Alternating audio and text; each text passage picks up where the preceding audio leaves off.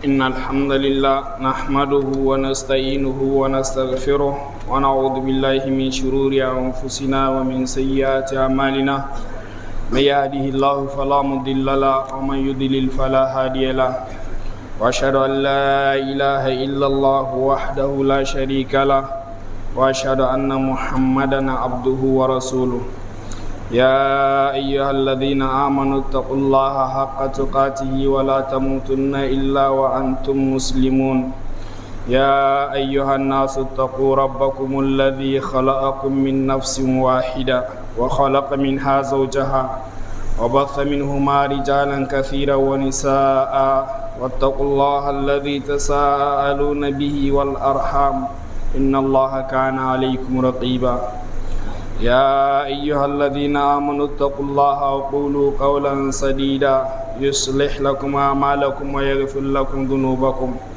ومن يطع الله ورسوله فقد فاز فوزا عظيما أما بعد فإن أصدق الحديث كتاب الله وأحسن الهدي هدي محمد وشر الأمور محدثاتها وكل محدثة بدعة وكل بدعة ضلالة ثم أما بعد اللهم صل على محمد النبي الأمي وعلى آل محمد كما صليت على إبراهيم وعلى آل إبراهيم وبارك على محمد النبي الأمي وعلى آل محمد كما باركت على إبراهيم وعلى آل إبراهيم في العالمين إنك حميد مجيد. Inch'Allah, aujourd'hui nous allons conclure par rapport au thème sur lequel on a débattu pendant les 2 vendredis passés, notamment la défaillance de l'éducation. Il faudrait juste rappeler 2 éléments avant de tourner définitivement la page. L'une des causes qu'on peut dire lointaine de ce qui amène ce désordre-là, surtout au niveau de la jeunesse aujourd'hui, il y a quelque chose qu'on ne peut pas occulter. C'était dans les années 80 où on a commencé à regrouper les jeunes et les femmes en association. Et on a créé les maisons des jeunes et de la culture. Ça a donné un coup dur aux mœurs. Parce que pour la première fois, on autorise officiellement les jeunes, notamment les jeunes filles, à sortir plus ou moins débrayés en public, chanter et danser, ce qui n'était pas admis dans nos mœurs, dans nos cultures. Et pour la première fois, pour d'autres considérations, peut-être les objectifs qui étaient visés par rapport à ça sont autres, mais par rapport aux mœurs dont nous parlons, ça a donné un coup dur. Maintenant, par la suite, le coup de grâce a été donné aux mœurs, aux bonnes mœurs et aux valeurs ancestrales.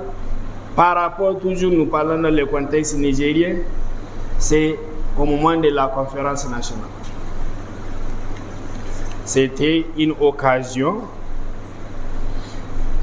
au cours de laquelle on a permis aux gens, parce qu'ils étaient sous prétexte représentants d'associations, d'insulter publiquement les autres, les injurier. C'est à cette date-là, au moment de la conférence, où le droit d'aînesse au Niger a été bafoué. C'est un jeune, il s'élève et il insulte tous ceux qui sont dans la salle. Et on applaudit. Parce qu'on a pensé que c'est comme ça qu'il faut peut-être recréer l'État ou amener du renouveau. Et c'est de là et ont commencé le problème. Parce que la conférence a accouché de quoi? De pluralisme. Pas seulement le pluralisme dans les associations et les partis politiques, mais dans les associations syndicales. Et c'est là que les problèmes encore ont... ça allait de mal en pire. Les jeunes, pour la plupart, en tout cas tous ceux qui ont été à l'école, ont vu que c'est à travers les syndicats qu'on apprend à être un bandit. Excusez-moi des termes entre guillemets. On a tous passé par ça. Quand on nous sort pour une marche, Des fois, les slogans, c'est quoi? Manyamona Taradaku. Tout le monde comprend les restes. Oui, c'est ça. On parle de l'éducation, justement. Et c'était admis. C'est-à-dire de façon officielle, quoi. C'est comme si tacitement on a donné un cutus à ça. C'était ça le slogan. Donc, on permettait aux enfants d'insulter ouvertement, publiquement et impunément leurs parents. Parce que qui sont maniaés? C'est leurs parents qui sont au poste décisionnel. C'est leurs parents. Les manias, normalement, ça commence pour les scolaires, ça commence à partir des directeurs, proviseurs, ainsi de suite. Ils ont leurs enfants parmi eux. Donc, on a permis, grâce à ça, aux jeunes d'insulter d'abord officiellement, publiquement, mais surtout impunément les parents. Et ça a continué. Plus ils évoluent, plus ça devient autre chose. Ça commence à partir déjà, quand on fait sortir tout le monde, y compris les élèves de l'école primaire. Quand tu viens à l'université, tu vas trouver un État dans un autre État. En tout cas, tous ceux qui ont fait un séjour à Abdoumouni, ils savent que c'est un État dans un autre État. Eux-mêmes, à un moment donné, entre eux et étudiants, on dénonçait ça. Il y en a qui sont des privilégiés, ou même leur nourriture, là, on leur apporte ça dans leur chambre. Il y en a qui sont obligés, tu es obligé de sécher les cours, quitter à partir de 10 heures pour venir te mettre dans le rang. C'était un État dans un État. Tu fais quelque chose à quelqu'un qui ne lui plaît pas, il y a une sorte de milice armée, des bras valides, là, on te prend, on t'amène, on te bastonne. Tu installes la vidéo comme ça gratuitement. Et personne ne dit rien. Tout récemment, ce qui s'est passé au niveau de l'université islamique, hôpital de référence, où il vient un élève, un étudiant, il vient, il chacole, il prend au col le recteur, qui a l'âge de son père. Ça, c'est seulement à l'université islamique tout récemment. Mais à l'université, déjà, ça, ce n'est pas un problème. Les gens ont connu ça plusieurs fois. Que les jeunes insultent les aînés ou les anciens, c'est devenu monnaie courante, il n'y a pas de problème. Et malheureusement, ce sont les mêmes jeunes qui sont devenus parents aujourd'hui. Donc, on s'attend à quoi? Lui, voilà comment il a procédé, voilà comment il a grandi, voilà l'environnement dans lequel il a évolué. Aujourd'hui, c'est lui maintenant le parent, c'est celui en qui incombe la responsabilité d'éduquer une autre génération. Il a quoi, lui, pour éduquer qui? Avec quoi? Sur quelle base? C'est de ça qu'il s'agit. Un autre point, ça, je sais que ça ne va pas plaire à beaucoup de gens. Parce que là, ça renforce, si vous voulez, ça développe l'oisiveté. Et quand les gens sont oisifs, c'est normal qu'ils aient des mauvaises pensées. C'est le truc de société civile. La personne va parler, elle parle au nom et elle n'appartient à aucune corporation professionnelle. Mais c'est dit représentant du peuple. Le peuple qui a élu ses représentants par les billets des conseillers, des députés, ou en tout cas il a ses représentants. Mais quelqu'un, un groupe d'individus, ils se mettent et disent parler au nom du peuple. Tu vas voir que lui là, il n'a pas de champ où il cultive, il n'a pas une boutique. Mais il change de voiture comme il change de chemise. Où est-ce qu'il trouve l'argent? C'est la prévente, non? Où est-ce qu'on fait la prévente? Est-ce que c'est dans nos mœurs? Parce que c'est de ça qu'il s'agit. Non. À un moment donné, je ne sais pas, c'est autour de 2013-2014, il y avait eu un truc comme ça. C'était un débat public à la télé. Il y a un autre qui dit, parce qu'on les taxait, à l'époque, eux, il y a 2 camps, on les taxait d'être pro-régime de l'époque. Et il lui répond ouvertement comme ça, il dit, hey,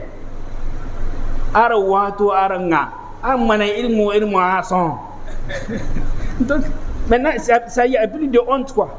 Ils ne défendent rien, aucun idéal, c'est pas vrai, c'est du n'importe quoi. Le peuple a ses représentants, le premier représentant du peuple, c'est le chef de l'État, le président. Parce que c'est la première personne qu'Allah va interroger par rapport aux 27 ou 30 millions de Nigériens. Tu vas représenter le peuple au nom de quoi? Qui t'a chargé de le faire? Et ça encourage l'oisiveté, parce que les jeunes ruent dans ça là. Ils sont autorisés à parler, ils ne font aucun travail, mais ils reçoivent quand même des financements un peu partout et ils mènent une vie comme ça.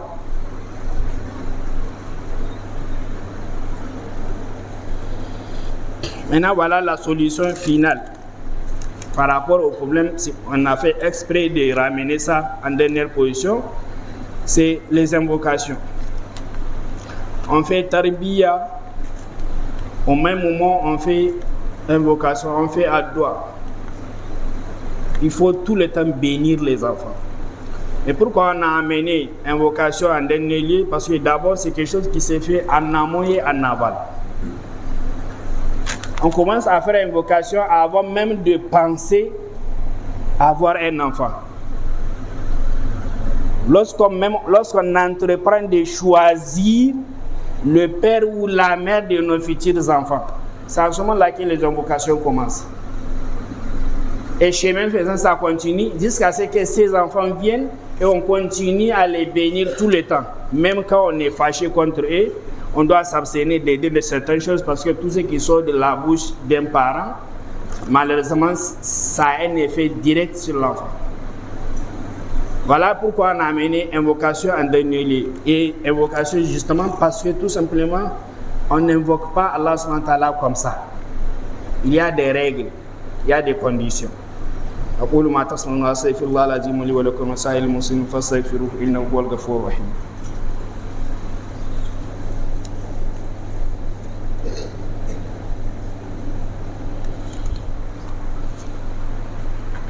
إن الحمد لله نحمده ونستعينه ونستغفره ونعوذ بالله من شرور أنفسنا ومن سيئات أعمالنا من يهده الله فلا مضل له ومن يضلل فلا هادي له وأشهد أن لا إله إلا الله وحده لا شريك له وأشهد أن محمدا عبده ورسوله أما بعد.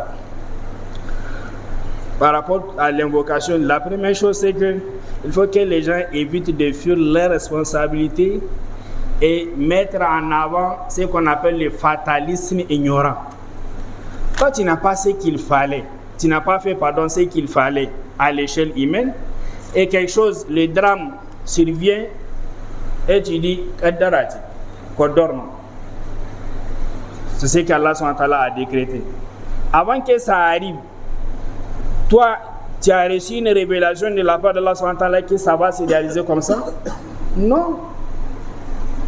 Ça, c'est qu'on appelle ça un argumentaire développé par les associateurs, mushrikoun. Et ils disent, Walau sha'Allahu ma asharakna nahnu wala aba'una wala harramna min dunihi min shay. Si Allah l'avait voulu, nous l'aurions pas associé à quelque chose et nous n'aurions pas, qu'on appelle ça, rendu illicite quelque chose en dehors de ce que lui il a rendu illicite. Ils mettent votre dara, la destinée, en avant pour se dédouaner. Ça, c'est une fuite en avant. Il fuit les responsabilités. Ce qu'Allah a décrété, toi, tu ne le connais pas. Par contre, Allah a établi et érigé des règles qui sont là, des règles de vie que toi, tu dois observer. Donc, tu dois faire d'abord ce que tu dois faire à l'échelle humaine, ta responsabilité, ta activité, avant de revenir, de te rabattre à l'invocation. Ça, c'est la première condition. La deuxième, comme on a dit, invocation, là, c'est en amont et en aval. Même lorsqu'il s'agit de faire le choix du futur père ou de la future mère de mes enfants, on commence par faire les invocations. Fort malheureusement, on est arrivé aujourd'hui à un moment où ceux qui sont concernés par le mariage en tant que tel, ils décident de tout et ils mettent les parents devant les faits accomplis et c'est fini. Ils se sont rencontrés via un réseau social, ils se sont vus, ils ont tout arrêté. Maintenant, pour ne pas s'extirper carrément de la tradition, parce que pour eux c'est traditionnel. Maintenant on met les parents devant le fait accompli. Alors que c'est de là que il y a un problème à ce niveau. Le choix de ce conjoint-là, le choix du futur père, de la future mère de mes enfants. Allah subhanahu wa ta'ala a été très clair. Il dit Al-baladu tayyibu yakhruj nabatu. Walladhi khabutha la yakhruj illa nakida. La bonne terre. Vous aurez les meilleures plantes qui vont pousser et ils vont donner des bons fruits. Mais quand vous avez un mauvais sol, il faut vous attendre aussi à un mauvais rendement. Ce n'est pas anodin, ce n'est pas un rien. Ce n'est pas quelque chose à prendre au hasard. 50 ans en arrière, c'était les parents qui décident du mariage de leurs enfants, du choix de la famille dans laquelle tu vas prendre épouse, ou bien du choix de la famille de celui à qui on va confier notre fille. Ce n'est plus le cas. Donc il faut s'attendre à ce qu'on vive, ce qu'on est en train de vivre aussi. Et il ne faut pas maintenant rejeter la faute à Allah subhanahu wa ta'ala. Non, tu n'as pas fait ce qu'il fallait et tu dis que c'est Kodor. Donc bon sens, c'est toujours Allah subhanahu wa ta'ala qui est fautif. C'est ce que tu veux dire. Non.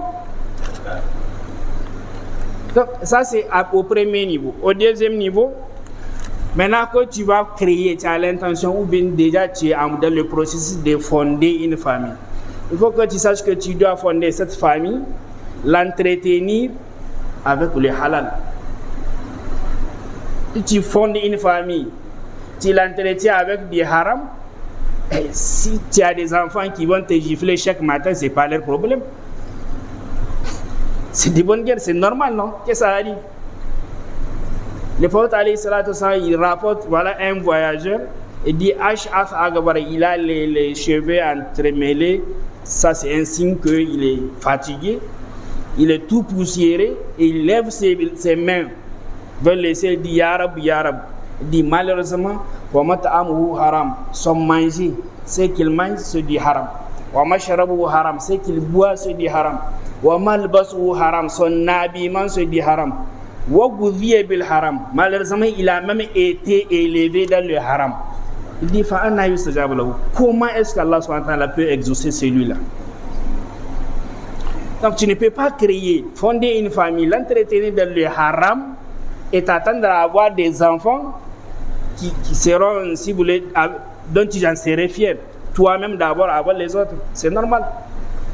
Donc, tu as fait invocation de l'autre côté. Oui, invocation pour que d'abord, invocation là, il faut demander à Allah de les bénir et qu'Allah subhanahu wa ta'ala t'exauce et les bénisse et qu'ils soient des enfants qui vont te rendre fiers. Même après ta mort, commence par là. D'abord, le bon choix. On choisit la bonne graine, comme on dit. Et maintenant, on fonde une famille et on l'entretient avec le halal. Petit soit-il, que tu te contentes de ce halal-là et tu verras le résultat. Et maintenant, c'est en dernier lieu, c'est que toi, en tant que parent, père ou mère, il faut que ta relation verticale vis-à-vis de ton Seigneur, qu'elle soit correcte. Si tu suis Allah subhanahu wa ta'ala, il prend l'engagement, lui aussi, de te rendre fier, de te rendre heureux, ou de t'accorder la vie heureuse, la bonne vie, dans ce bas monde et dans l'au-delà. Mais si entre toi et ton Seigneur, ça ne va pas, il va de soi que Allah subhanahu wa ta'ala t'éprouve par tes enfants. Ça, c'est juste une des manières qu'Allah subhanahu wa ta'ala a d'éprouver un serviteur qui lui désobéit. La même personne que toi tu as mis au monde, elle va te fatiguer, elle va devenir peut-être la cause même de ton décès. Parce qu'elle va poser un acte où quand tu vas apprendre, tu auras une crise cardiaque et c'est fini. Pourquoi? Parce que c'est lui qui t'a créé, toi tu lui as désobéi. Le prophète alayhi salatu wasallam, il dit ihfazillah yahfazka. Toi fais en sorte que ce qu'Allah subhanahu wa ta'ala t'a demandé là, le strict minimum, au moins le farilla là, acquitte-toi du farilla. Parce qu'un compagnon est venu, il a demandé qu'est-ce qu'Allah subhanahu wa ta'ala m'a recommandé de faire, qu'est-ce qui m'est obligé, en quoi je suis obligé, en quoi je suis lié par rapport à l'islam, qu'est-ce que je dois faire. Il lui dit les 5 prières, le mois de Ramadan, il dit Hajj Zakat, il dit je jure par celui qui t'a envoyé comme messager que ce que tu viens de dire là, je ne vais rien augmenter ni rien soustraire. Quand il a tourné les deux, le peuple son s'il s'en acquitte, il dit il va rentrer au paradis. Donc au moins Farilla là, il faut t'en acquitter. Toi tu ne pries pas et tu veux que tes enfants prient. Il y a un paradoxe. Eux ils te voient pas, ils sont nés, ils ont grandi, ils ont ouvert les yeux, ils t'ont jamais vu aller à la mosquée. Tu leur dis maintenant, allez-y à la mosquée. Ils vont pas te comprendre. Mais ils sont nés, ils ont ouvert les yeux, ils ont vu. À un moment donné, on dit que votre papa il est à la mosquée. Donc ils ont déjà dans leur tête, ils savent ce que c'est qu'une mosquée. Et ils savent qu'à un certain moment, on va te chercher, voilà ta priorité, voilà là où on va te trouver. Tu n'as pas besoin de leur dire d'aller à la mosquée. Donc tu fais ça, c'est la dernière condition. Fais en sorte que ta relation verticale vis-à-vis d'Allah subhanahu wa ta'ala soit correcte. Et Allah subhanahu wa ta'ala te prend l'engagement que même après toi, tes efforts que tu as fournis par rapport à l'éducation de tes enfants là ne seront pas vains. Et Allah subhanahu wa ta'ala prend sur lui la charge de les guider sur le droit chemin. Allah subhanahu wa ta'ala nous conforme à ce qu'il aime et agrée. Allahumma salli ala Muhammad wa ala ali Muhammad wa salli ala Ibrahim wa ala ali Ibrahim barik ala Muhammad wa ala ali Muhammad kama barakta ala Ibrahim wa ala ali Ibrahim innaka Hamidum Majid.